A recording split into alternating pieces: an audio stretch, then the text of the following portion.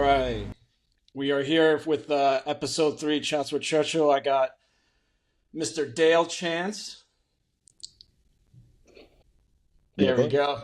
Yeah. And then we're joined again by Stewart, who joined us on episode 2. He's going to join us for this episode as well. Yep. No word from Kelly Muscle yet, right? I've got asked, who or what is a Stewart? So that was a nice little comment, giving the heads up to Lenny. But yeah, I'm back. Well, at least you didn't get Stewart. Never heard of her. Oh, no, there were plenty of those in there. No, there were. Yeah, oh, there were. Yeah, wow. Oh, Dale, the comments in the second episode were unrelenting towards, the fact that Brad and Andrew weren't there, not watching. It's like, okay, you don't have to watch. But I appreciate you guys joining me for this one. Before we jump into this, real quick, before we actually started recording, so me and Stewart were talking before, and he mentioned that something that was unbeknownst to me, that Thursday, December 26th, in the UK, is an actual holiday called Boxing Day. Is that where you get boxes and you give boxes to other people? It actually has to do with donations. Yeah. Oh, I'm totally ignorant of it. I've known it as Boxing Day, and I have no idea what it's all about. That's it. It's a holiday celebrated not just in the UK. I think Australia. I was reading up on it real quick, but it has nothing to do with Spanish River Park. There you go. December 26th. That's pretty ironic right there. And then it will be part of the yearly tradition, won't it, amongst the maniacs? Yeah. Spanish River champ on here. Nah. Yeah, it's weird. It's weird. Very rarely will I get like the last time this happened. I'll give you a quick story. I was on a virtual call. People like this join the call. Yeah. And as I join the call, everybody's joining, and then some people don't have their camera on it, and out of nowhere, and this has happened maybe once or twice before, and I just laugh my ass off. You'll hear everybody joining, and you'll hear a voice. Is that the Spanish River Park champion? And I'm like, what's the chance that some person out there is a maniac that is joining a random virtual call? And that's happened like once or twice before, and it's hysterical. Well, what's crazy is the amount of people in the world that know about everything that's went on. From the Delray, from the Jason era on into me and Lenny, on into Robzilla, everybody, the podcast, Jay. I mean, it's amazing that the amount of people that know about it. I was in Bumfrick, Egypt, Alabama. Me and my boss, we stopped there, and I'll go in to get a Diet Dr. Pepper, and he wanted a Starbucks coffee, a little frappe thing that they have. So we go up to pay for it, and the cash register guy is like, "Oh my God, you're Dale Chuck E. Cheese Chance. Can I get your autograph?" And my boss is looking at him. He's like, "What the hell is wrong with you?" And I'm like, "Yeah, man." So we take pictures and all this. We go back and get in the car, and my boss goes, "What the fuck was that?" I'm like, it's a part of this whole thing that I do on YouTube and with the Delray Misfits. He's like, "What?" So then I had to give him a tutorial of the Delray Misfits and everything. He's like, "I'm just going to say it. You're retarded." I was like, "How many episodes did you watch?" He said, "Oh, I watched episode 103. He said, "That was funny." He's like, you do kind of look like the Lucky Charms guy." I was like, "Oh my God." Oh my God. But it's amazing all over the world the people that know about Lenny and the Delray Misfits, and we're just a part of it. It's incredible. Yeah, and in no way, shape, or form did I reserve episode 3 just for you, Dale. That was just the way the stars aligned. Because it would not be episode 3 unless I was in it. Come on, this is going to be the third best episode of Chats with Churchill. I mean, it's meant to be. This gets a bronze star no matter what. So the last time you and I actually spoke is when I called you about Lenny, right? Yeah, man.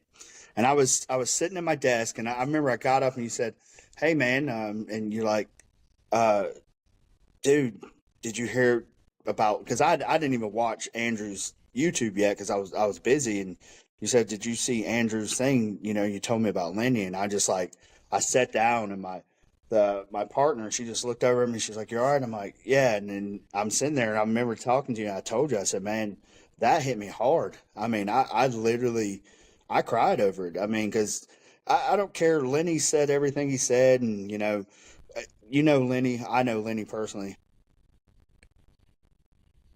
Right. Yeah, your connection's going in and out, Dale. You on that dial-up connection there in North Yeah, Carolina? chances. Well, the hurricane took out all our internet, so that's But what it your is. Dale Chance, you should have had Starlink immediately airdrop to your house from Elon Musk. Well, the election's going on, so it's taken away from my Starlink right now.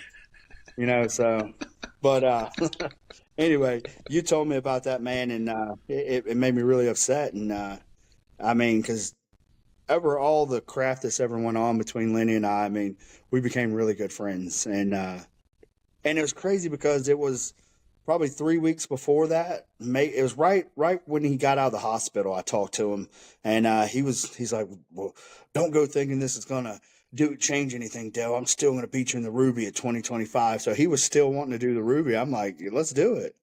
I'm like, "Let's." I mean, it had been 7 years. Let's go. Let's do it. It'd be fun.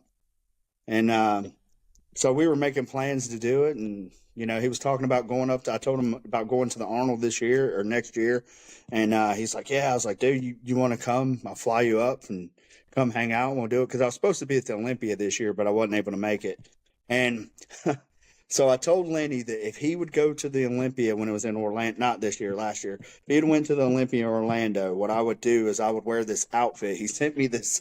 I don't know if you ever heard of him, but the corn-fed cowboy. He sent No. me. Oh my gosh, it's hilarious. He sent me his outfit. He said, "Dale, if I go to Olympia, you have to wear this outfit." And I told him, I said, "If you go to the Olympia, I'll come and I'll wear that outfit." So this year at the Arnold, I'm gonna wear that outfit in honor of Lenny because he asked me Wait, to wear it. the Olympia that was this in 2024 that was in here in No, Orlando? 2023, the one that was Yeah, Oh, last year. 2023. Oh, okay. Because I saw him at the Orange County Convention Center is about 20 minutes from me. Yeah. So I knew he was going to be there. So I went over there, and it's like the one thing I got annoyed about it was the pricing of everything at the Olympia. It was like in that convention Ridiculous. center, it's like $30 to park. Then it's like $60 to get in the convention. I was like, all I'm going to do is walk around and watch a bunch of like influencers and people doing this, and and kind of try to find Lenny. And walking around for a while didn't take long. Like as soon as I turned around, he was with the maniac Mike, and I just yelled across the long passageway. I'm like, whoa, whoa. And then he was goosed out of his mind. Like he was so gone. You can look at those videos. He was on like a multiple different amount of things. Yeah. this is the thing. It's really sad. When I was watching the Delray Misfits videos, and Dale showed up at the gym, and they went nose to nose and all the rest of it. You just see the way it developed. It's such a good little story. It really, really was. And then Yeah. that time you were giving out presents before you went home. Like I love those episodes, man. It was like you saw Lenny as being a hard ass to start with, and then when he actually meets you, he's got respect and he's friendly, he's nice, and it was good to see you guys get along. It's So just the crazy part about that is Brad and Andrew and I we had planned that for like 2 months for me to come to. So Mhm. we were gonna rile Lenny up so bad and get him so agitated that when I showed up, it's gonna be like, "Ruh." Well, at first it started working. Then Lenny just, he didn't feed into it as much. So I made the plan to go down, and I wanted to do it. It's actually the day we filmed in the LA Fitness that I'd done the squats, the 315 for 30 was actually my birthday.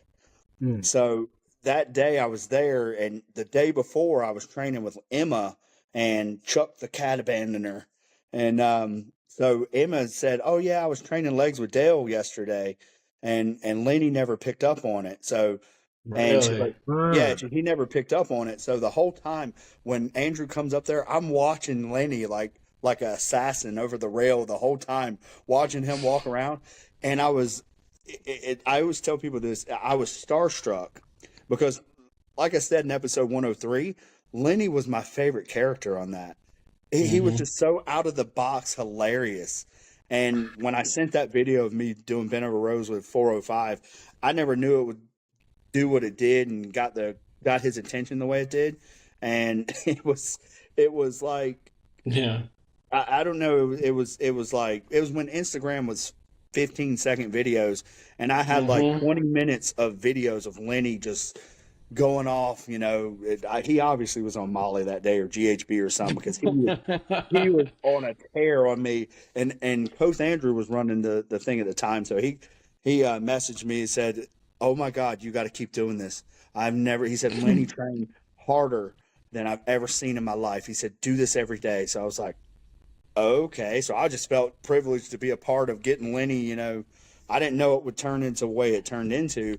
So when I got down there and we went and I met him, and when I walk up and I'm doing the squats, I'm yelling Lenny, and then he's sitting there and he comes up face to face with me.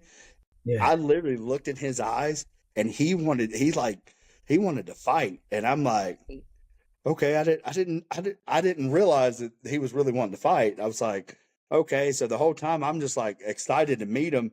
And then there's one point in the video you can see that he says something, and then I get annoyed. And I'm like, okay, well, if we're going to fight, then we're going to fight. And I'm here to meet you to get the rivalry going. And I was like, well, I guess he didn't want to be. I guess he wants to fight. So I'm like, what the heck? So then all of a sudden it's like, I don't know if it's like his mentality switched, but then you can see him. He goes, "Oh, wait, are you the Dale that Emma was training with yesterday?" I'm like, "Yeah, I did legs yesterday, and I'm going to do them again today." So it was like, and then my whole thing, that whole interaction was to get him to shake my hand or give me a 5. I was like, if I could do that, then I know we're not going to have to go out in the parking lot and fight, because I really don't want to fight him. I didn't come down here to fight him. I actually came down to meet him and to get to know him. And then when I done the 315, what did he do? He gave me a high five, and I was like, yes, I did it. Yes, I achieved my goal. And then we went to the restaurant, and I gave him all his party gifts. That LA Fitness is somewhat, I mean, obviously it's still there. That's on Yamato and Boca Raton. Yeah, Yamato. And I think everybody is trained at that LA Fitness, and then the ale house is still there right down the block. That's the same ale house that every time I'm back in South Florida, I occasionally have lunch with Andrew at that ale house. So it's like, these are like, and then right behind that, there's, nobody knows this for everybody else in the world that's watching this. So you have LA Fitness, down the block's ale house, and then a mile behind that is Spanish River Athletic Park. So it's like the trifecta of like famous places for the Misfits. Where was Tucker Dukes at? That's close to there, or was it down? Actually, so Tucker Dukes is Boca East, but that's long gone. That place went down the shits real quick. That's where I first met you. Right. It? That was when I come down the second time. 20. What was it? 2016? Yeah, 2016. When I come down and challenge Lenny again when I was 284, and we went to Blackstone Lab. The years like are blurring together for me. That's how old I'm getting. Yeah, but that's where me, Brad, Andrew, and you and Lenny, we all went out to Tucker Dukes. Yeah. That's a shame. That place was so good, and it just went down the toilet. Amazing. Yeah, there's one still left. The original Tucker Dukes is in Deerfield Beach. But the one in Boca went down. Now it's like a Japanese steakhouse. The last time I passed it, because anytime I'm back in South Florida, there's various places I go, and I have to pass. I drive down Federal, which Tucker Dukes was on, and I also have to stop and look at Neo Vibe Fitness to make sure if it's still there or not. And it's been long gone. So I always try to see if I could find Diana Maybrook sleeping outside somewhere so I could throw her some loose change. But Yeah, no, Tucker Deuce was great, man. Fantastic. The one in Deerfield's still there, so if anybody, goes down to South Florida, you want a good burger, you go to Deerfield Beach. Tucker Deuce is in Deerfield Beach. Do you think when Lenny came down, like, you guys were face to face, was like he was really going to war, or was it all for camera? Like, what do you think? What was your thoughts like?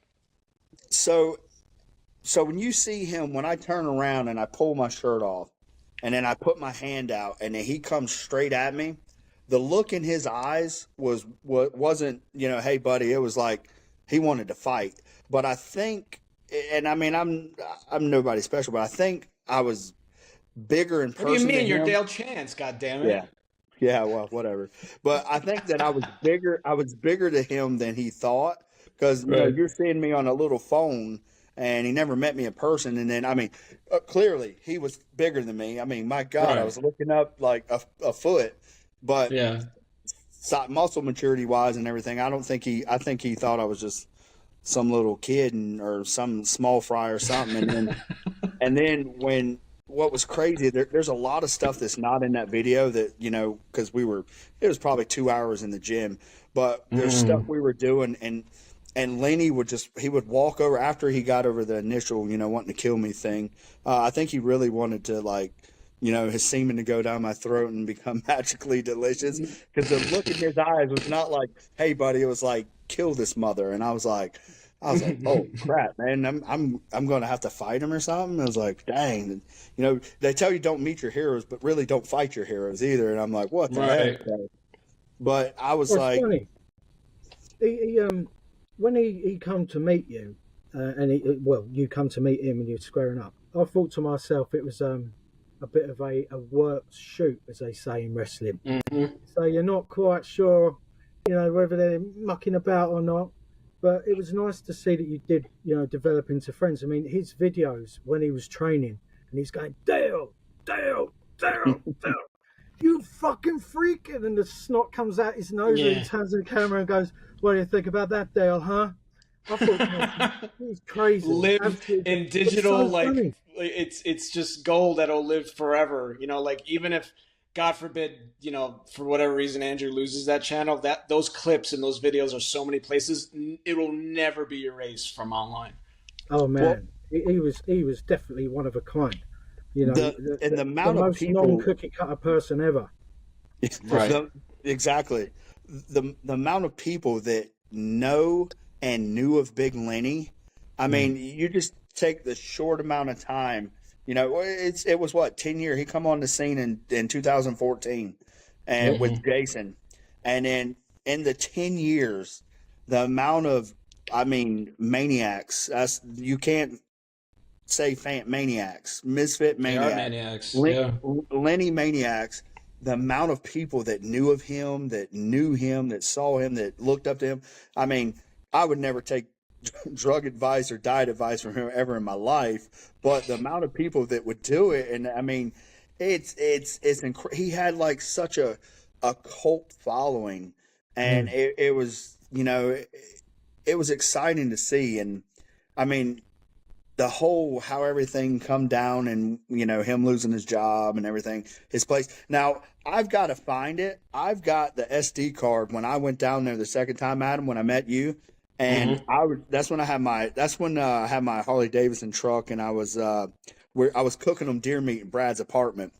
So I would pick Lenny up and drive him. So I had a camera mounted in the side of my my A-pillar, and it was filming me and Lenny we almost died in a truck in a wreck, because I remember this story. And somebody come over, and like we were like scared to death, and Lenny's like, he goes, Christina. And it scared us so bad, but he said Christina. It was almost like when Will Ferrell is sitting there and he goes, America, and he slams the gas. That's the whole nostalgia behind it, and it was just so. It was so scary, but so funny at the same time. And I have all that on film, and the whole time we're like freaked out. Then we start laughing. It's like normal business, going back to talking about what we were doing that day. But I have all this like footage on here that I've never posted, and I've got the SD card. I've got to get it out. And I want to start, trying to do stuff with that, because don't you have a YouTube channel?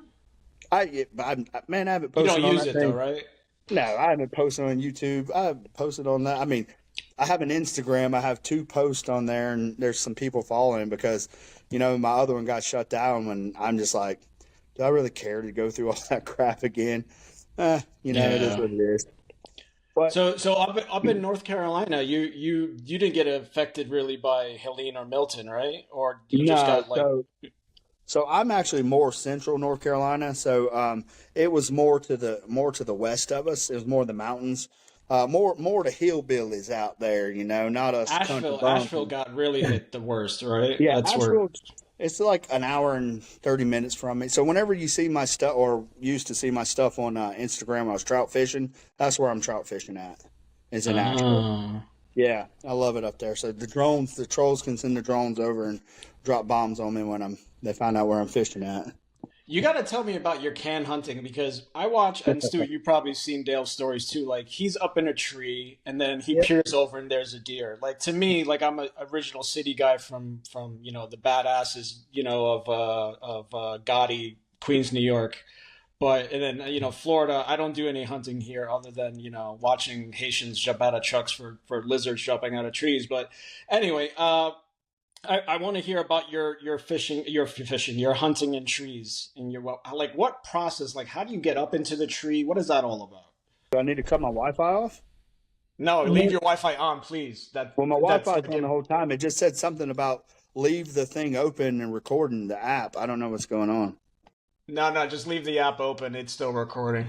I got you. But the canned hunt. So um, the company I used to work for, we used to go on company hunting trips because all the people there are big time deer hunters. So we would go out to Dakota Outfitters in Ohio. So anybody knows where Amish country are? Yeah, there you go. That's where we'd be hunting at, and that's where all the big bucks that I killed. That's where all of them come from. And then when you see me out here now, and then 2 years ago and all that, that's all private land around here. And I'm mostly bow hunting. So I'll get in a saddle. Most of the time people get in a tree stand. It looks like a seat with a little armrest on it, but I sit in a saddle. So I have a waist saddle on it, hangs from a tethered rope. And I stand on a platform. So I'm standing the whole time. And How many hours are you up there for? so if I go in the morning, I'm up there for about 4. I go like about 45 minutes before daylight, and then I'll stay to about 10:30, 11. Because deer are funny. They have a certain time when they move, and some days they'll just something will jump them up and they'll get up and start walking, or some days they'll be sitting there and they just I'm just going to get up and move. And in the evening time, it's normally about 4 hours or so. I don't get down out of the tree until it's dark. It's fun. I like it. I enjoy it. It's the kind of place What's where fun, Dale? well, what's fun, Dale? It's okay. It's not fun, but it's peaceful to me because I mean, every time I go in there, I see deer. I don't shoot a lot because I don't believe in just shooting a little spike or anything like that. And it has to be something big enough for me to shoot it because I like to shoot the mature deer, not the little babies. You want something you shoot that you can mount on your wall. That's your No, collection of like 50 heads. I've seen that picture of like your wall with like 50 buck heads on it. yeah, no, I don't. So back, yeah, you know what? Back when I was younger, yeah, because it was a a bragging point around all your redneck buddies.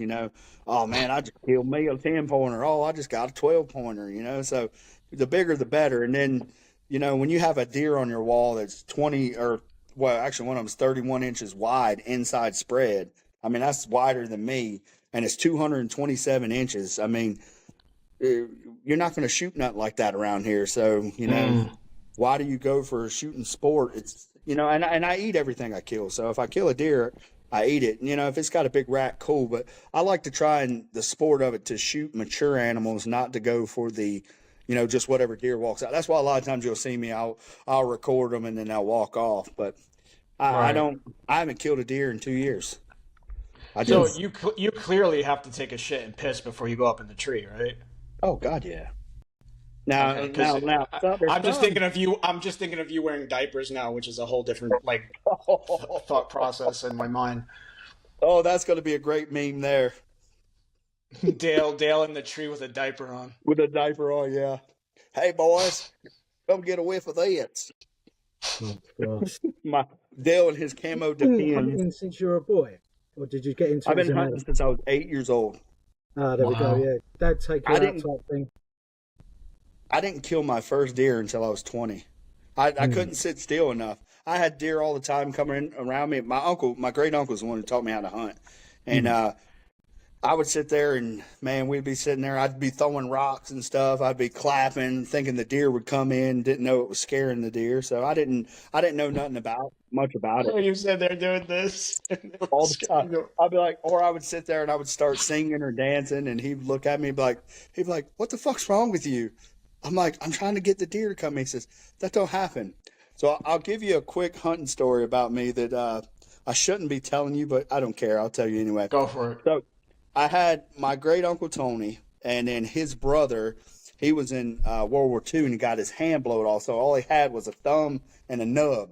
So we called him Uncle Nub. So his name was Johnny.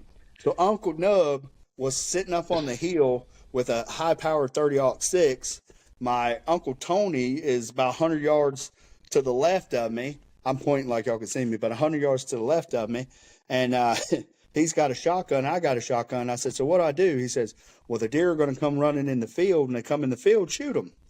So I'm like, okay. So I'm 11 years old, and I'm like, what the heck am I going to do? So all of a sudden there's deer standing in the field, and I'm like, oh my God. So I pulled my gun up, and I never shot. So I went and put my gun beside a tree, and I walk all the way over to my uncle, and I said, hey, I got deer in the field. What do you do? He goes, you pull the gun up and shoot. I said, oh, okay. I said, hey, I got to pee. Where do you pee at? He said, it's the woods, any damn where you want. So I walk back over. So I turn around, I start peeing where I leaned my gun up against the tree. And when I'm peeing, I guess the wind was hitting me in the face and the deer smelled it. All of a sudden, Nub throws that 30-06 up and he starts blasting. And I turn around and I grab my gun and I'm pissing all over myself.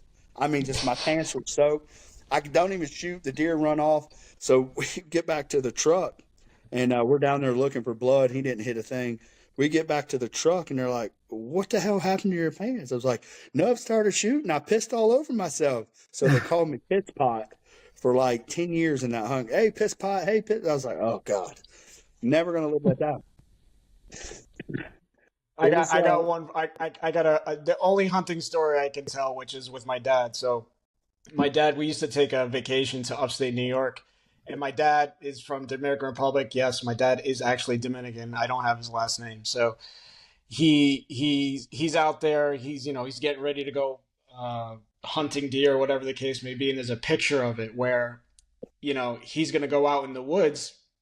And at first I thought it was hysterical, and years later I was told it's for another reason. Dale, you can tell me if this is accurate or not. But he went out there with a bright neon yellow like onesie, like a whole jumpsuit. I laughed at it because I'm like, the deer are gonna see him, right? He's not camoed in with the trees. Then somebody else told me years later is because he wore that so that other hunters wouldn't shoot him. Yeah. So I've got a feeling that deer don't see colours. Like dogs, they're kind of colourblind. They don't recognise certain things. Is that true? I think it's a similar thing. Yeah, I think it's similar. Deer can see one color, the color blue. Oh, that's so yeah, they've done studies before, like orange camo. That you just look like a tree. Even humans, orange, it doesn't stand out to them. Blue, actually, the way their eyes are, and goats are the same way. Blue, the way their eyes are, they can see blue, because they used to do studies where they would take and they would put different colored objects out there and have the deer come up to it, and the deer would walk right into every one of them. The blue one, it would stop and walk around it. The only color that it would walk around was blue. So the scientists come up and said that deer could see blue. So a lot of times when people are saying they're out in the woods, what were you wearing? A blue T-shirt, and deer took off. So that's the common thing. But with the neon thing is, it's actually a law in the United States that anytime there's gun season, you have to wear bright orange. The reason for that is people were wearing camo during gun season, and they used to people would strap the deer and put it in sticks in between its legs, and they would put it up on its shoulder, and they would go walking through the woods, and somebody sitting on a hill just saw brown, and they would shoot and they would kill people. So they started putting bright orange on, or blaze orange, so that way you're visible to the human beings around. Now, don't get me wrong. There's still people get shot. People get shot because there's people that's uneducated hunting. I had to go through a whole safety course when I was younger to learn everything about it. And if you didn't pass, you didn't get your hunting license. So now they made that a mandatory thing here. It's like my two sons, when they were born, the day they were born, I could pay $100 and get their lifetime North Carolina hunting and fishing license. So for their entire life, as long as they in North Carolina, they can move to a different county, different country, or different state, whatever. They can always come back and hunt North Carolina for free because they have a lifetime hunting and fishing license. Interesting. And so, yeah, I look at that picture of my dad. I'm like, either he was ahead of his time or a complete idiot. That's a lot of people used to do it because and what's crazy is back in I think it was 1962. 1962, they estimated it was a field study I'd read a long time ago. But 1962, they estimated that there was only 1.6 million deer in the continental U.S. because they used to not have hunting seasons. So if you're sitting out here and it's July and there's a deer standing there, you can shoot and kill it, take and eat. You didn't have to check it in or anything. Then the game wardens, not the NRA, but the wildlife got Fish the and wildlife. Yeah, they come in and they regulated it. And just in North Carolina, and I don't know about other states, but in North Carolina, Halifax County is one of the biggest counties up toward Virginia. It's one of the biggest counties in North Carolina. They kill the biggest deer, like antler-wise, size-wise there. But in North Carolina alone, there was like 3 million deer killed last year that were checked in, that were registered once they're killed. That's not including the multitude that was hit by cars, diseases, things like that. But that was just what was checked in once they were harvested. So it's insane the amount of deer, and everybody's like, "Oh, why do you kill deer? You're such a butcher! Oh my God!" And it's like, I would much rather me shoot the deer, kill it, and eat it than it run out in front of a car and get killed and break its back and sitting there trying to suffer, or kill somebody in a car. I mean, like Ted Nugent said a long time ago, every McDonald's burger, every McDonald's burger, every Big Mac, every Whopper, everything, there's a gut pile. Somebody had to kill that animal in order for them to eat their gut, eat their food. And then you're actually killing the animal, so like what you're actually eating instead of getting the venison from the store. You don't know where it came from. You're actually killing like proper, hunter killer gatherer. Yeah, and the cool thing is, so everything I kill, I'll process it myself. So I learned how to do all that when I was my great uncle Tony. He was ahead of his time. I mean, he was really good at taking me. He didn't have any sons. He had all daughters. So he wanted, I was his wife, which is my Aunt Brenda, her brother, which is my mom's dad, which is my grandfather. I was the first grandson on that side. So he wanted to teach me everything. I want to teach you everything I know, hunting, fishing, and he done a really good job. I mean, I've killed more deer and bigger deer than he's ever killed, but it was different back then to now. So if he had all the stuff that I have now, he probably would have killed twice as many deer as me. I've never seen somebody that every time he went in the woods, he would kill a deer. It was insane. But he didn't like manage the deer kind of like how I do. He would just shoot whatever. All he wanted to do was eat backstrap. He's like, I don't care if it's little, big, it doesn't matter to me. He's like, what's backstrap? The tenderloin of the deer. Oh, so okay. When I went down there and cooked all that stuff for Lenny and them, that's what I was cooking with backstrap of a buck I killed in Ohio. It's you know what, I'm just thinking about this, Stewart. In the UK, what is hunting? Is there hunting a lot? I mean, I have no idea what hunting looks like in the UK. Well, funny enough, you should mention deer. Where I live, it's kind of out in the sticks, and we do have deer that live in the woods close by. And often when I drive home in the mornings, I see them knocking about when the bins have gone out. So you suddenly come around the corner, car lights will start lighting up, and it's like, oh, there's 3 or 4 deer running about. But I don't think you're allowed to kill them. You can fish I think you can shoot game like pheasant shooting, pigeon shooting, things like that. But again, it has to be in certain places. You do need a license and all the rest of it. But I mean, hunting, I don't think I could do it. The thing is, if someone was to put me in a war situation when I had to take someone out like sniper wise, I don't think I'd have a problem doing it as such. But when it comes to like killing deer and stuff, I don't know. I can't get my head around it. I could never imagine myself doing it. It's weird. It's weird. I mean, Dale, Dale, do you think you would ever come down to South Florida and do the Burmese hunting, the Burmese python hunting that they do every year? Oh, I would love to do it. I would love to do that, the iguana hunting and the gator hunting. I would come, and actually, I would love to go down there and hog hunt too. There's a ton of hogs. So I saw your video the other day. Right. So we have hogs. Well, they're not hogs. Well, They're I don't even pigs. really know. Right, they're field pigs, right? Feral pig. Right. So when I first came up here a year plus ago, driving in the night, and I saw like these shadows in the woods, and I thought, because there's a lot of cows around here, and I thought it was just cows that got out somehow. They were pigs. It's like, oh shit, they're pigs. Didn't see them for a while after. Driving back here the other day, driving down the road, I almost ran over, and there was a bunch of little ones out in the middle of the road, just running everywhere, and I almost hit three of them, and I was like, motherfucker. But besides that, I mean, like down in South Florida for iguanas, you mentioned iguanas, just wait till it gets really cold. They fall out of the tree. Haitians come, scoop them up. They don't eat them, but they just, they're collecting them for whatever reason. But every year, to anybody that's not watching, is not familiar with South Florida, every year they do the Burmese python hunt, which you're allowed to actually hunt them because Burmese pythons have destroyed the Everglades. They're not native to South Florida. Neither are the iguanas. The story is somebody brought them over, had them as pets. The biggest story is that Hurricane Andrew, somebody had them as exotic pets in Hurricane Andrew. Either they got released or they were in a pet store and they got out. But Burmese python have made extinct to a lot of different animals in the Everglades. Certain foxes or birds are just gone. And now they're allowed to hunt them because they're so, grossly taking over the Everglades. And the thing is like you think that when you go to the Everglades, you see gators, obviously. You think you see, oh, there's so many Burmese pythons, you would see them everywhere. No, they burrow in the ground. So you watch a lot of these videos on YouTube when they go on these hunts. The guys are going into these holes like a foxhole, and they go in and they grab it and they're pulling it out. And the only time that I've ever seen not Burmese pythons out and about on Alligator Alley is at nighttime. You see them crossing the road, but those are not Burmese pythons. They're just like regular snakes.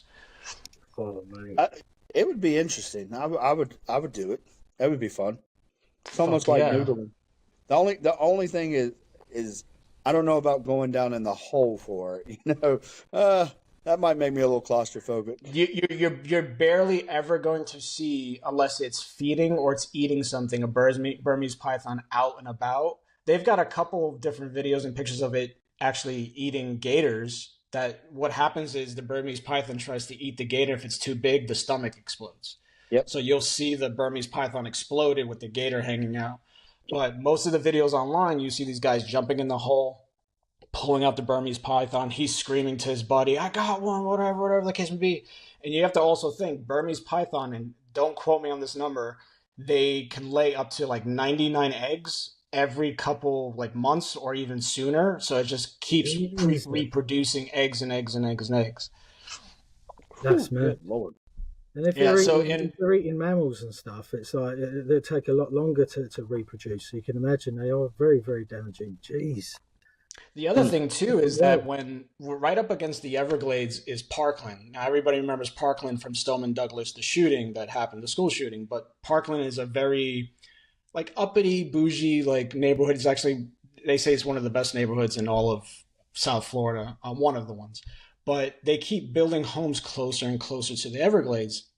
And a couple of years back in the Sun Sentinel, which is a local newspaper, they wrote a story how a lot of these people, they're buying these brand new homes living up against the Everglades.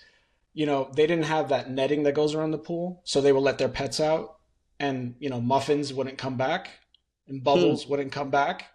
And they realized that they were being eaten by the Burmese pythons. Whoops. Wow. Yep.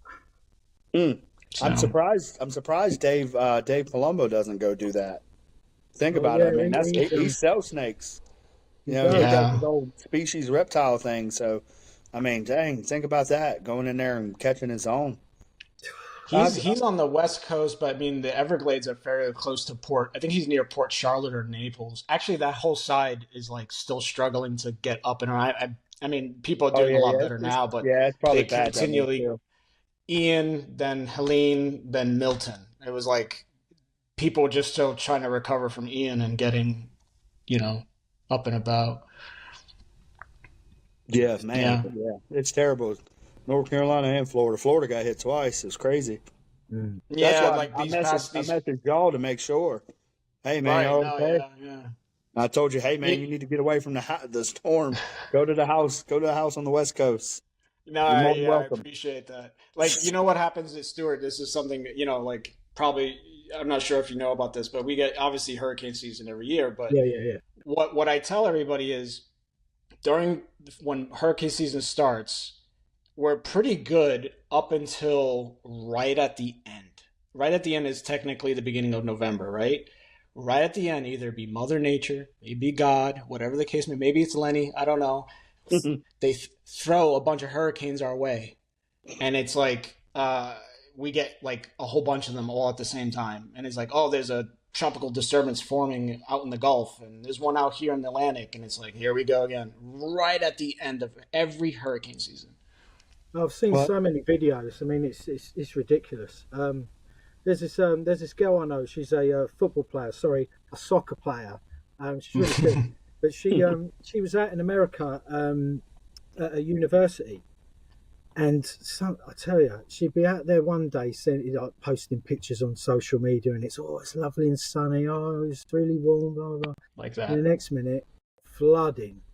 Mm-hmm. Massive winds, like where all the trees are sort of going over, and that. I mean, I couldn't believe it, And then when I went to Florida before, and we went into, it was in our last day or two of being in Florida. We went into the Harley Davidson shop. We was in there maybe 15, 20 minutes, if that. All sunny and everything outside. As soon as we come out, it was like someone had just switched the shower on. It was ridiculous. It was so heavy. The rain was so heavy, we couldn't see where we were going. And I had a hat on as well. So I had like a peak, and it's all hitting me there. And I still can't see where I'm going. And we just ran into a steakhouse over the road, and it was great. But that's normal Florida in general. Like you can today, I can look at the sky and go, it's nothing but storm here, blue skies to my right. Yeah. Well, and Adam, if you remember, right before the Ruby, they had a hurricane. Had a hurricane coming through. Yes. And that's what threw Jason off of his diet plan. That's why the hurricane came. That's what made him where he couldn't. The wind hit all the junk food, and it caught him in his mouth. That's exactly. So what was so funny about that is when that was going on, he called me and he said, man, I don't know if the Ruby's going to happen, bro. I said, well, if it doesn't, it doesn't. We'll just do another show. And I was like, I'll still come down and we'll do our own little posing routine, whatever. And he's like, bro, me and my mom are coming to stay with you. I'm like, no, you're not. He's like, yeah, bro, we're going to come stay at your house until this blows over. And, I think that's the safest thing. What's your address? And I'm like, I'm not giving you my address, Jason. You're not coming to stay with me. He's like, but bro, we could die. I was like, yeah, I understand that, but try and be safe, but drive north or drive west. I mean, you don't have to stay there. Evacuate. Bro, it's going to be bad, bro. I can't. I'm like, Jason, you're a $10,000 a day CEO. You can afford anything. Private jet it up and fly California for a little bit, come back to compete in the Ruby. And it just. When's the last time you've talked to Jason? Believe it or not, man. So I was talking, wasn't the last time Lenny was, or definitely not the last time Lenny was in the hospital, but it was like probably 2 months ago. I was talking to Lenny. I called him up. It's when not 2 months ago. It was when Patrick was here. I'm sorry, I'm wrong. It was in May when I was talking to Lenny. There was a guy, Christian, that met me at a bodybuilding show, and he was like, oh my God. I said, well, look, I got a surprise for you. So I called Lenny, and Lenny got to talk to him, and he was so excited because he got to talk to to Lenny in person. And then miraculously, 10 minutes later, I get a phone call from Jason. Hey, bro, how you been? Everything good? I'm like, yeah. He's like, hey, man, my mom's talking about you the other day, and I'm collecting coins now, man. He's like, you should invest with me in getting coins. I was waiting for the rib. I was waiting for it. Where's the cash flow? I know. And I'm like, well, Jason, I really don't get into collecting coins. I'm like, I'll collect guns, and he's like, no, bro, I can't do nothing like that, but coins. And so we talked a minute, and he kept asking me when I'm coming down. I said, well, look, man, because I told you I was planning on coming down the end of August, and I'm like, yeah, I'm planning on. Well, bro, hey, man, we got to get up. We can go to lunch. And I'm like, oh, okay, Jason, yeah, I don't mind taking you out to dinner. I said, just make sure your mom's there so I can see her. Pick me up, pay for my meal, take me home, give me money, buy coins, the whole kit and caboodle. And then the funniest thing was whenever we were getting off the phone, I said, all right, Jason, I got to go. He's like, okay, bro, I love you, bro. I'm like, all right. I'm like, he's like, can you send me money for coin? I'm like, man, I got to go. And I just hung up. I was like, what the? I haven't talked to him in, God, 2 years, 3 years. It's he's throwing the line to see who he can extort. And the bad thing is, going to Blackstone Labs. Yeah. Say that again, Stewart. When he went to Blackstone Labs and he's walking around, that's because PJ's out of prison, so that's his brother. Yeah. Let me say this: I don't have nothing against PJ, because everybody's like, oh, PJ dished Dale when he got in a wreck. Yeah. PJ called me. It's all that was all good. I think it's really BS what happened to him because of all that crap. I think that's absolutely horseshit what happened to him. But I'll give this to him. That dude took it like a champ, done his time, and to me, man, he's a fucking stud. That's badass. He to come out like he did, exactly, 100%. Didn't rat nobody. He took his time and he done it. And I was listening to, I forget who he was on. It might have been RX Muscle or something, but he was talking to them, telling about the whole scenario and everything. And I was like, dude, he's a tough son of a bitch. Because I'd come out with a vengeance. I'd been shooting somebody or something. Because man, that's bullshit.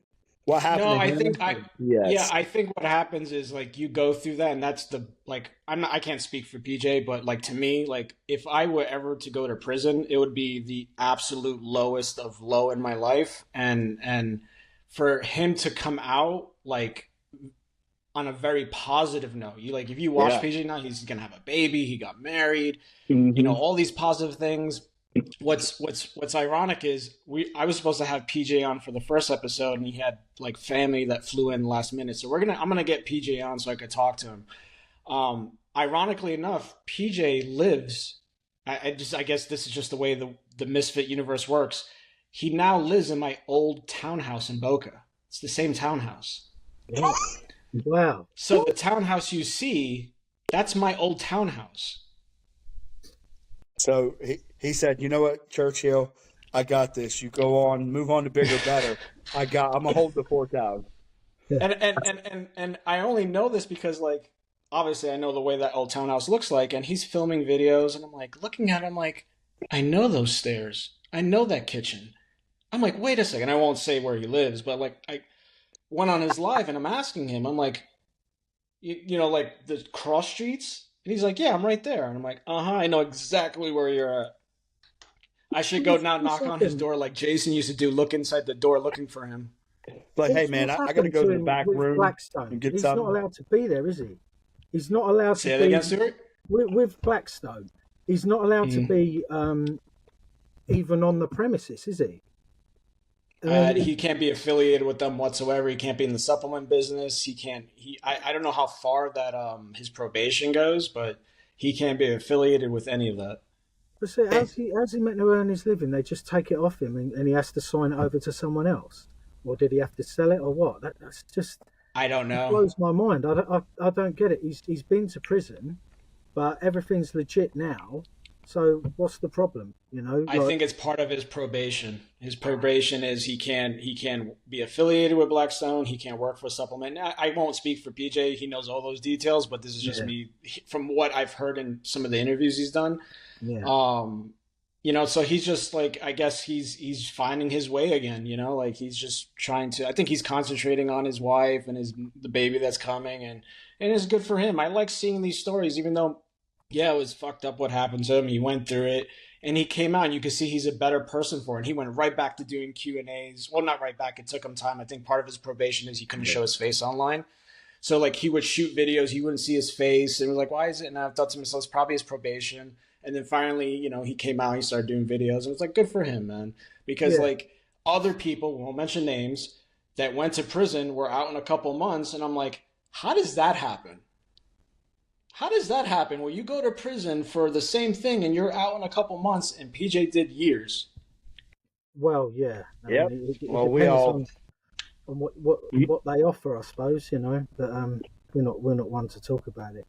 And as I say, right. I think they dangle the carrot to people. It's how they react. You know, how they bounce back. You know, you get knocked down, get up again. You know. Normally, those people end up with stitches. Yes. Yeah.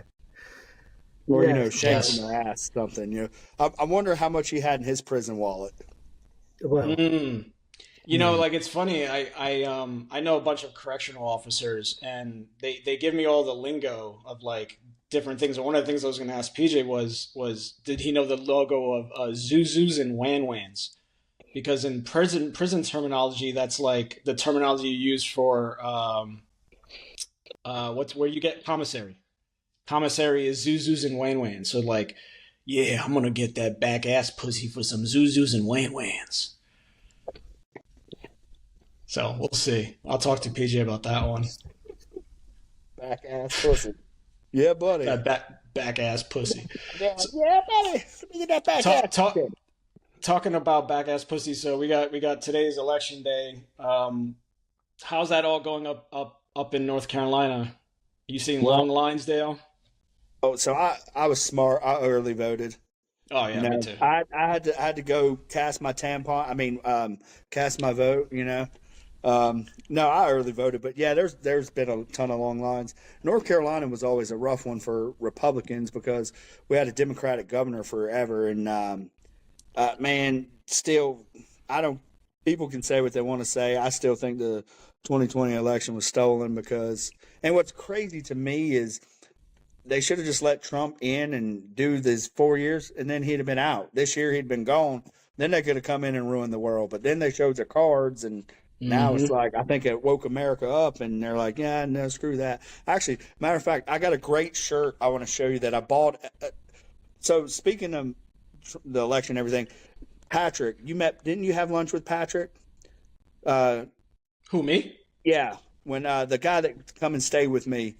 No. So he went with Brad. I think Brad and Andrew. I think you were going to meet him one day or something. He's the one who come from Sweden and stayed with me for over a month. Really? No, doesn't even ring a bell. Well, so he come down and he went down there and met. He was supposed to meet Lenny, but Lenny didn't get up. But he met Brad and Andrew. But he come and stayed with me. So he was here the last 2 weeks as he was here. I took him to a Trump rally and then took him to the Arnold. So he's like, this is the best thing in the world. Well, hold on. Let me grab the shirt. Yeah, go ahead. That's America right there. That's rally. A proper American male. This is what we're doing, right? We're gonna get up. We're gonna have steak and eggs for breakfast. Then we're gonna hit the gym, and then guess what we're gonna do? We're gonna go to the Trump rally. Then we're gonna go to the Arnold, and then we're gonna knock back all these cocktails and pull some chicks. What do you think about that? More. Let's see what we got here. Here we go. All right, so I bought this at the Trump rally. Nice. Oh, nice. Can you read it? Yeah. Excellent. This I wanted to wear it when I vote, but they'd throw you out or they'd make me take it off. Amazing. Fantastic. Amazing. They were selling that at the Trump rally. I was like, oh my God. I wanted to wear it to the Olympia, but I figured I probably would have got shot or something there. Probably not, but well, what makes you like? This is a fair question because I know what side all of us here are on. But like, what for you, Dale? What is the values? Why Trump for you? What he stands for, he puts America first. I mean, think about it. Everything that Mm. he's done. I don't agree with all the crap he says, but I don't give a crap if he said, "Hey, grab her by the pussy." Who cares? That's just how people talk, and it's if you look at it. So history has a way of repeating itself. He's pretty much like Ronald Reagan was back in the '80s when he was running, but for them to persecute him so hard, so bad, and try to get everybody to hate him, you know that there's something that he's going to destroy them or take from them to make them want to do what they're doing to him. I mean, Yeah. I'm gonna tell you right now. You talk about a badass mother hunchy. I mean, dude took a bullet in the ear, hits the ground, gets up, fight, fight, fight, and so the fireman Corey, he lost his life. They tried to say, Mm. oh, Trump just cut his ear and made it. That was all set up. I No, don't think somebody that guy. lost their life. I don't think, and the other two guys that went to the hospital were, critically injured. I don't think that was all part of the plan. And the bad thing is, Kamala and them can't even, and Joe Biden and them can't even speak Corey's name or the 13 people. And Trump's always been for people. I mean, he's a businessman. He's not a politician. So he knows how to make money. Of course he does. Look, he wouldn't have $40 billion in the bank if he didn't. So I mean, he's just, to me, it's if you want to look for a leader for a country, look at that. One of the best things that I ever heard him talk about, and this is before all this happened. This was back in, during his presidency, is when he went to the Taliban leader and he's sitting there and he pulls a picture out of his pocket, throws it on the table, tells the translator to translate, and the translator's like, I can't do that. He said, no, you tell him. So he says this, and the guy's like, why do you have a picture of my house? He says, another soldier's harmed, you're next, and gets up and walks. Now that right there, they should have that video and throw the Thug Life glasses on them. Da, da, da, da, da, da. That's what they should do. That right there. Yeah, you're right. 18 months. Not an American soldier was harmed. So you want to talk about power? If Kamala gets in, what are they going to do? They will invade the United States because she's a joke. Her and Sleepy Joe. The whole lot for me winds me the hell up because there's this guy called James Klug, I think it is. He's been going around all these different cities and saying, "Oh, excuse me, are you voting Harris or Trump?" And he's handing over the mic, and every single person that says Kamala Harris, he asks them the same question he does Trump. He'll say, "Why Trump? Why Harris?"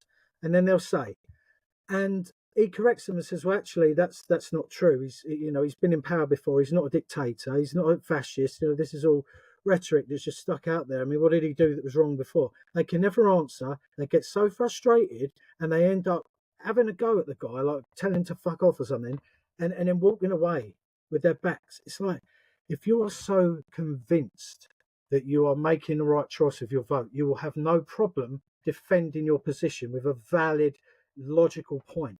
None of them seem to have it. Oh, he's racist. Is he? I don't think so.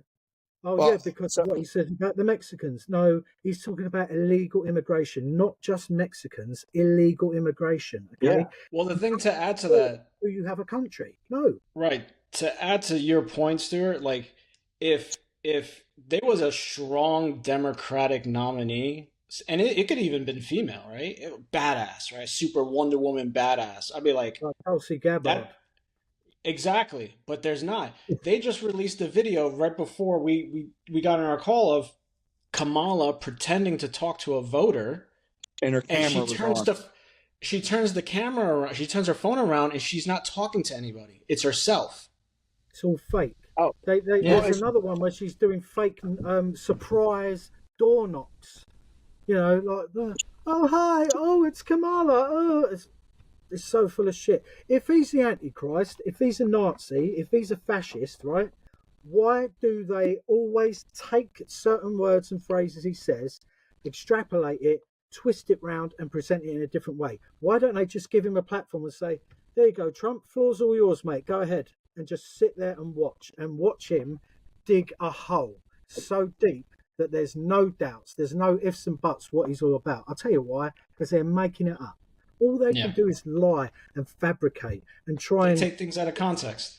Yeah, they use things that he says out of context. They're going up on him. But the question is why? What are they fucking scared of? They keep saying he's a threat to democracy, right?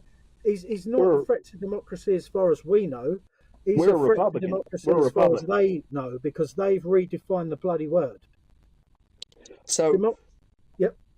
We're a republic. So when I pledge allegiance to the flag to the United States of the, I can't even remember the pledge. Holy crap! It's all right, we get the gist. To the republic we stand. It doesn't say to the democracy. So anyway, so everything that they do about him, he's this, he's that. Trump did this.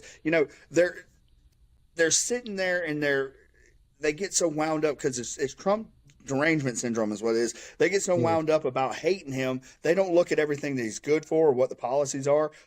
Kamala has no policies, no plan, but she's the best thing since sliced bread. No one voted for her, right? So she didn't get and in 2020, Tulsi Gabbard destroyed her. She had to quit the race because she was so butthurt. She knew she wasn't going to go nowhere. But all the celebrities coming out and endorsing her and all that, all of them are on the P. Diddy party list, just to let you know. Makes you wonder, exactly. All that stuff that's going on, they're Trump, hate this, hate that, hate Trump, and for him to just stand up and he's putting America. He doesn't have to do this. He does not have to be the president. He loves our country. They show so many videos back in the in the 70s and 80s. Oprah Winfrey was like, "You should run for president. I would be with you." She loved him. Whoopi Goldberg. Wasn't he a Democrat back then too? Yeah, he was. All these people loved him. But the minute he said he was going to run for president, because they knew they could not buy him. So he makes more money than all of them. They can't buy him. So that's why he's such a threat to them, because what's he going to do? He's putting America first, not putting the government first. So and I'll play the devil's advocate, right? Say he's in this for power. He's in it for money, right? As soon as that bullet grazed his ear, if he was in it for those reasons, he was like, "I'm done. This is not worth it." That tells you right there why he's in this for. Yeah. And that's after everything else they've done, trying to take him to court, bankrupt him, lock him up, and so on. The reason he's doing it's like he said, he goes, I would never have come back. If they were doing even a half decent job, I would never have come back. But I'm watching this country go to shit. We're going to lose our country. And because I've got the influence and the means to do something about it, I can't sit back and watch it happen. So I'm back in the race. Absolutely. And you can't argue with that. Oh, it's his ego. What, really getting shot at? Are you having a laugh? Yeah. So, and another thing is they're wanting to, prosecute him 34 felonies because he cheated on his wife 20 years ago. Bill Clinton was doing his intern and went on national TV. I did not have sex with that woman. I did not have sexual relations with that woman. It's a lie. And then come to find out, everything come out and he was lying, and he had to come out and apologize for it. But nothing's happening to him. Epstein, I got one better for you. Who was on Epstein's island? Who was on that flight manifest? Epstein Island. He's him, Bill Gates, all that. All of them are on that.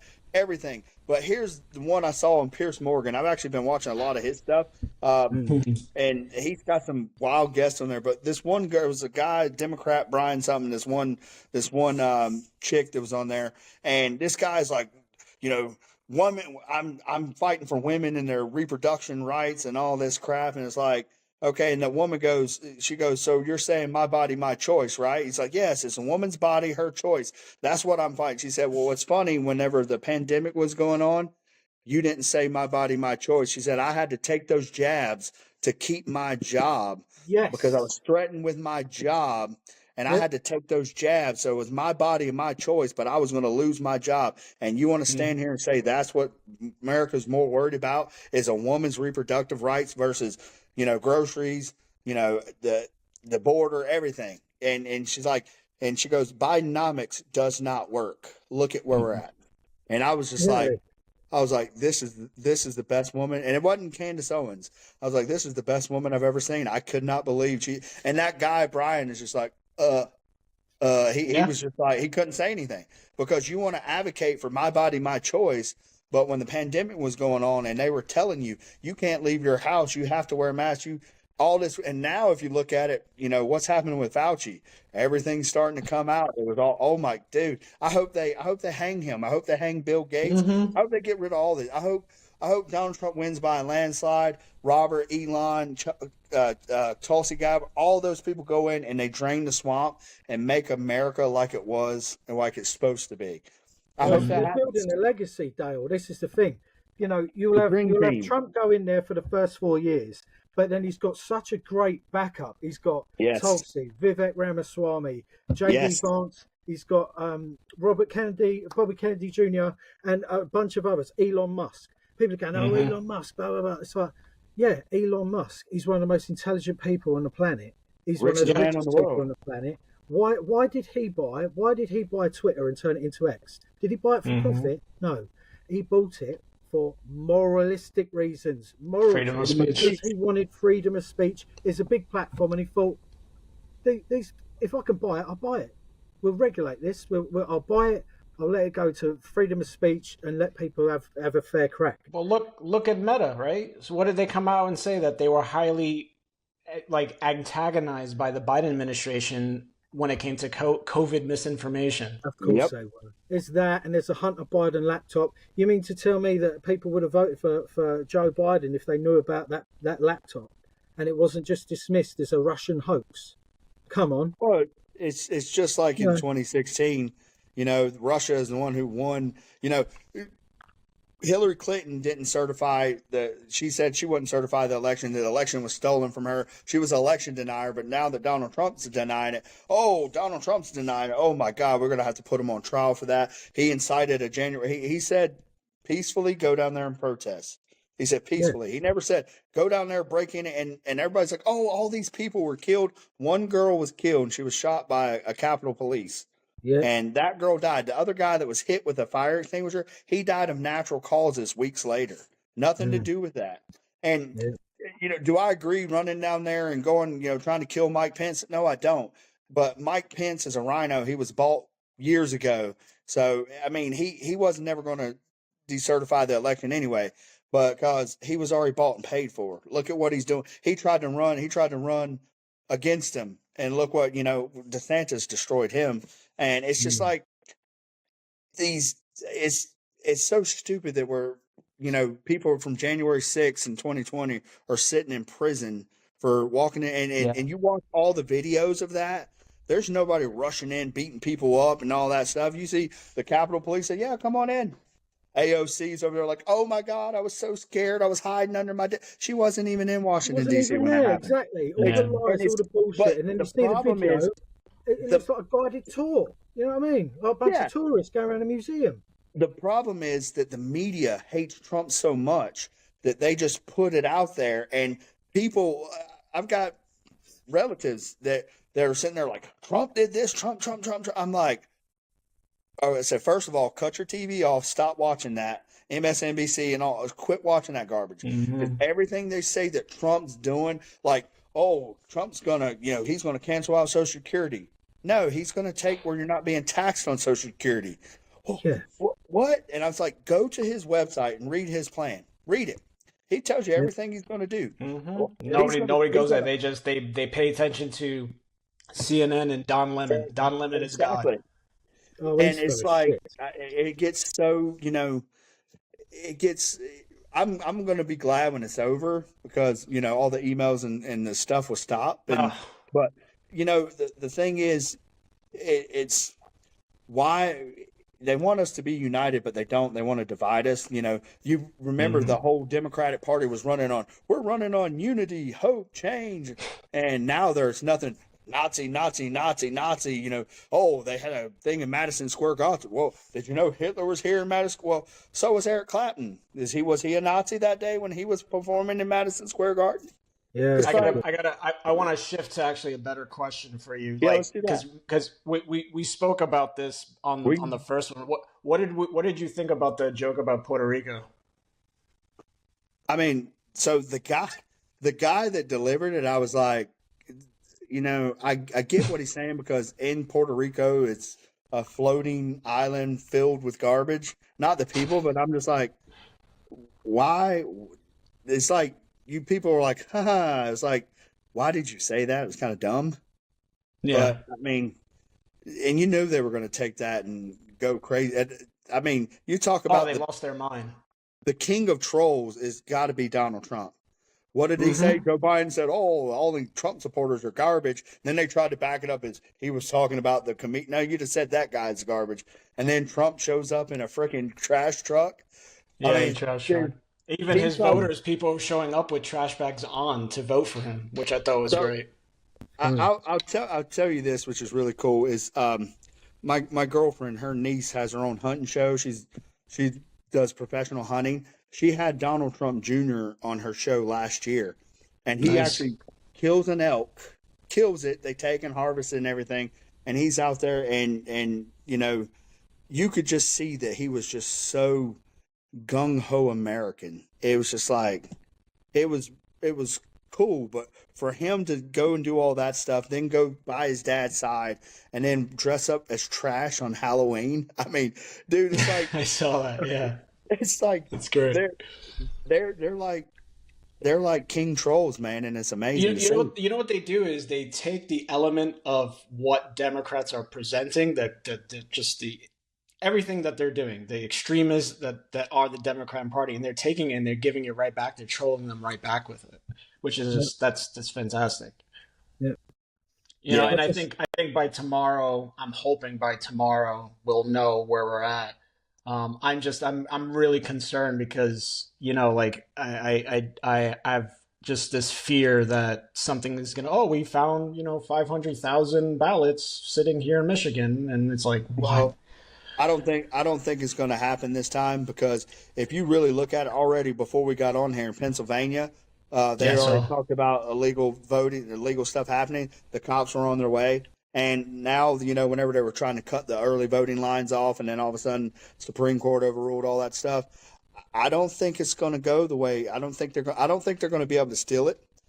And I think what's going to happen is Trump's going to get in there, and then, because think about it, Kamala was never voted for, so nope. The only reason people are even talking about her is because the media is pushing her and not Trump. 99% about Trump is negative, 100% about her is positive. And I mean, whenever you go and say, "Oh, I worked at McDonald's," and you Photoshop your face on a white chick's body, and then they find the picture, and then that girl's family's going to sue them. I'm like, I hope she wins 100. I think that girl's dead, if I'm not mistaken. I believe that girl's dead. And I hope they sue her, and I hope they win $100 million from her and from her campaign. Right? They'll go that far. They'll get that petty. They'll say, "I did work at McDonald's." Then they'll doctor a photo. Like, come on. What more? If they're willing to get that petty over something so small, what else do you think they're going to do? Big stuff. Yeah. Wow. No, it's scary.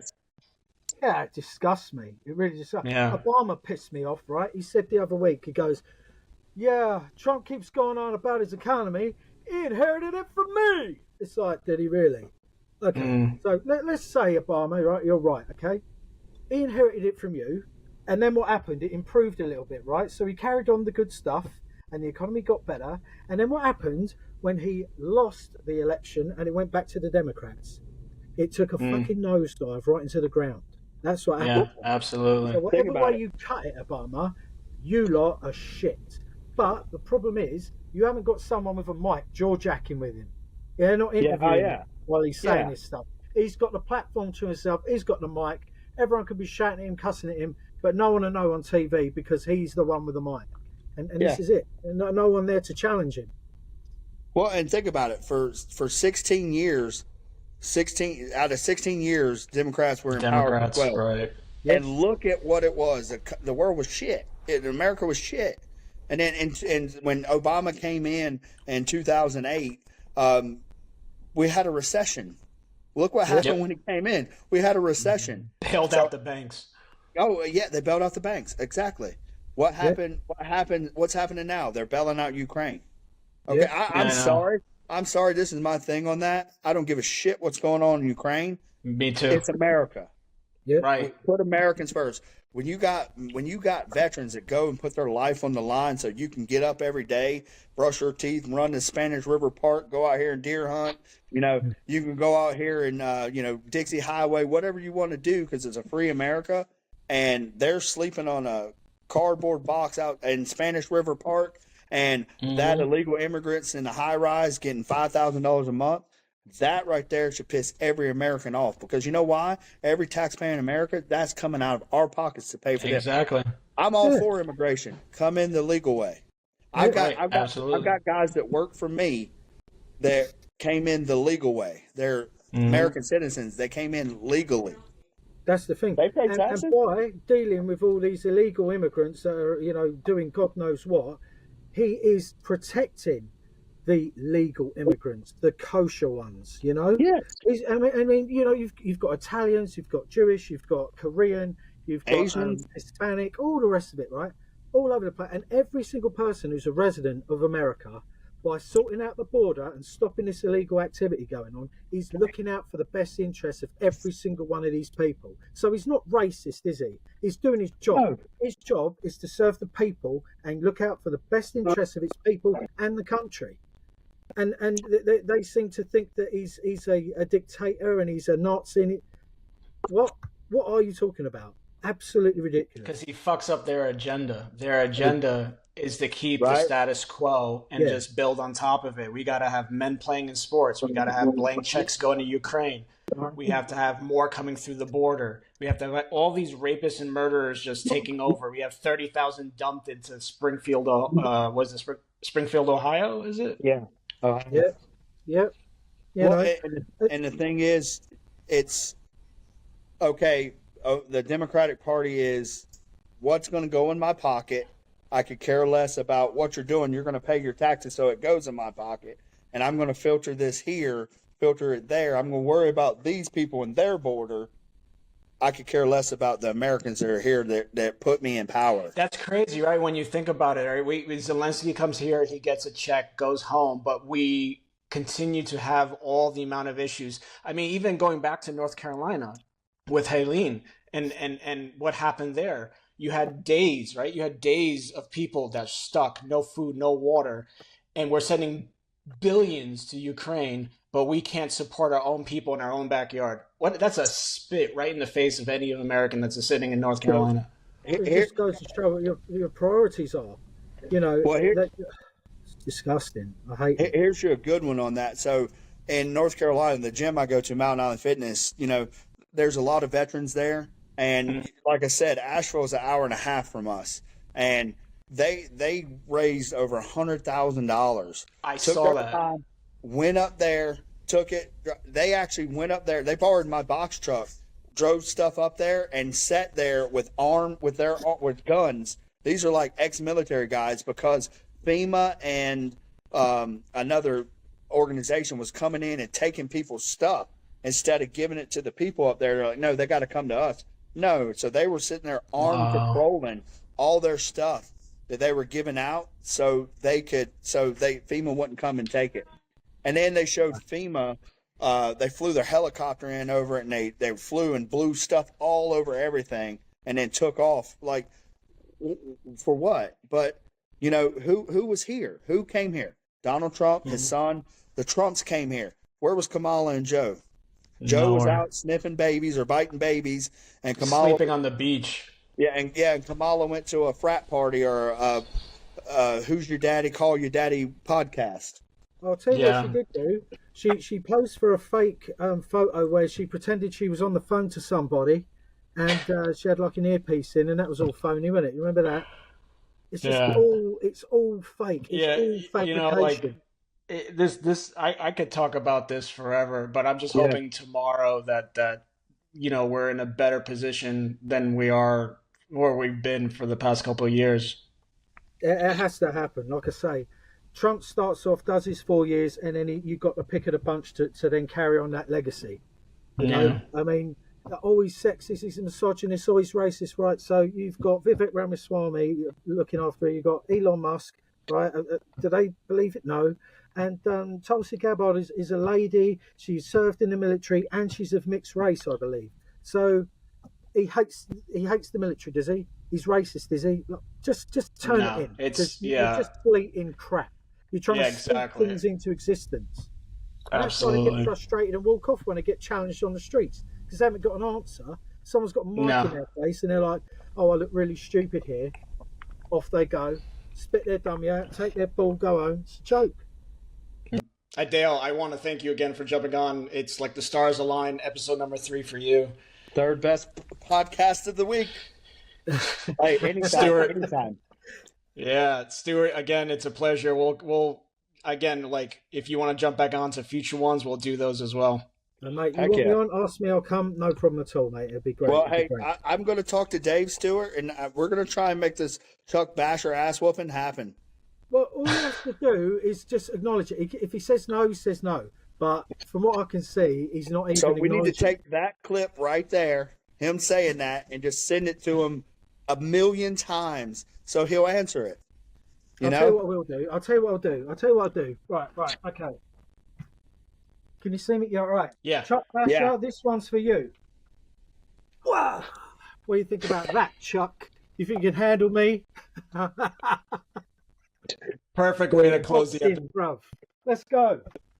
All right, thank you guys. He won't do it. He won't. All joking aside, he will not answer me. He will not acknowledge me. He won't say a thing. You watch. But then if Dave gets him on the show and blatantly asks him, he can't really duck out of it then, can he? No, so that we got to work on getting that happen. Yeah, we got the UK Arnold over here in March. That'd be ideal.